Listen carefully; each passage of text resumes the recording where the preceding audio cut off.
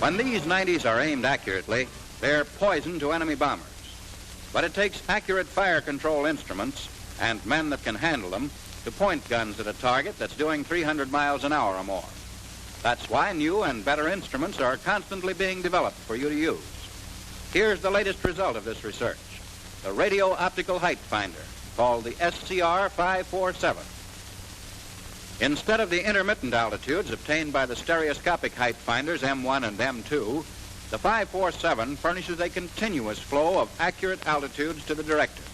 It does the job simply and quickly without need for highly specialized men to run it, and with a minimum margin of error.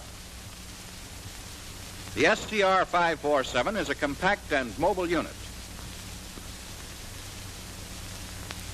When on the march, the radio set leads the convoy, followed by the spare parts truck, the power plant truck, and one carrying the crew.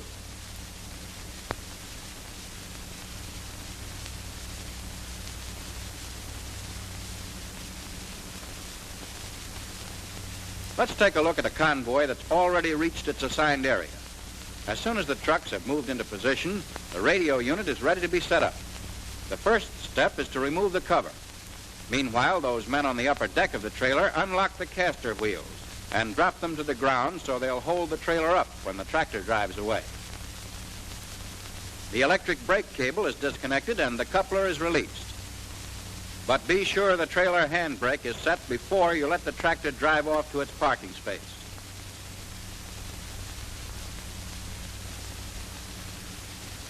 The mount is steadied by an outrigger on each side. These are locked to the frame when traveling and are swung out at right angles when you're replacing the set. Two men are getting ready to swing the left outrigger into position. One cranks up the foot plate to clear the deck. The other takes the brace tube from its brackets.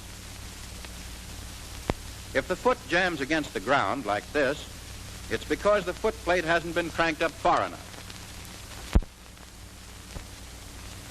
The brace tube fits into a socket in the trailer deck and one in the jack end of the outrigger.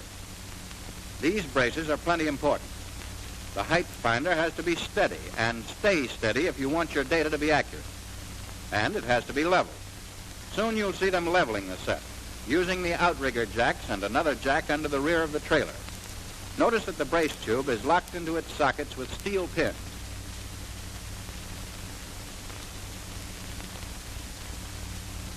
Now for the reflectors. The two men at the pedestal uncover the transmission line connectors, or brass hats. The covers keep moisture or dirt from shorting the whole set and throwing it out of action. They lay back the swing bolts so the reflectors can be swung up and locked. Meanwhile, the pedestal is unlocked and lowered onto roller bearings so it'll traverse smoothly. The socket cover in each reflector is unscrewed, and the antennas or dipoles are brought in from the power truck. One dipole transmits the radio signal, one receives the echo. Here, the transmitter dipole is being fitted into place. A lock nut is tightened to hold it there.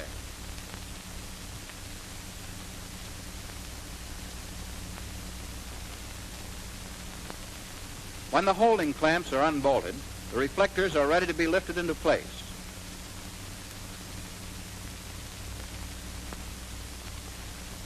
Now let's leave the set and see what's been happening at the power plant. It's a 7.5 kilowatt, 60 cycle, single phase alternator powered by a gasoline engine. The power cable is connected to the generator by a regular plug-in socket.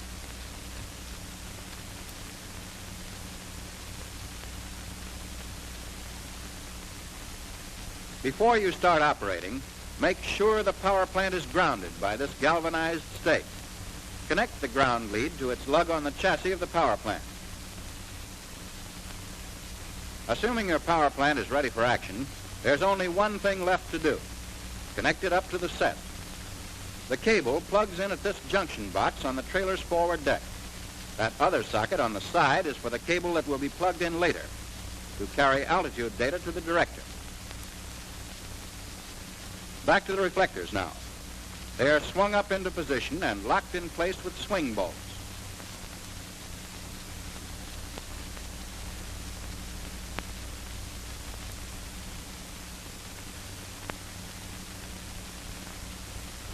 At the same time, the tracking telescopes are mounted. This one you're looking at is the elevation scope. Always be sure to turn the mounting screws up tight.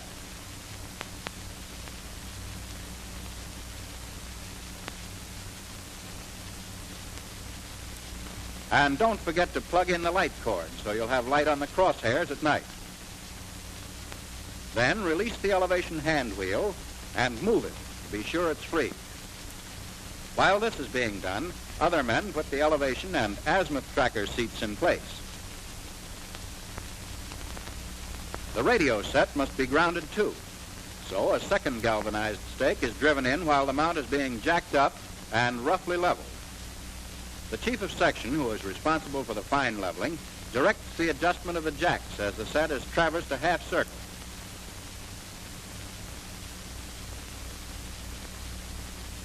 Here you see the rear jack being adjusted.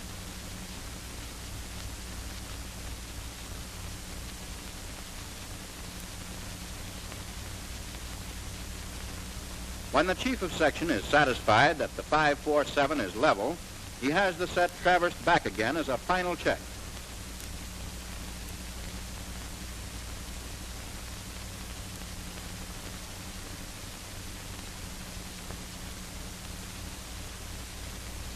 Now, all connections have been checked and the SCR-547 is ready for use.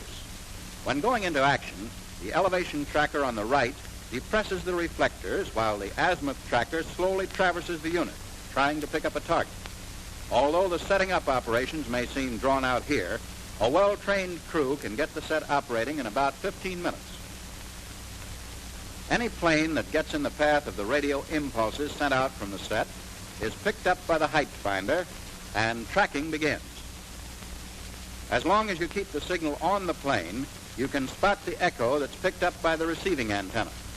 As long as this echo is being picked up, the set can compute the plane's slant range, convert it into altitude, and send it continually to the director by cable.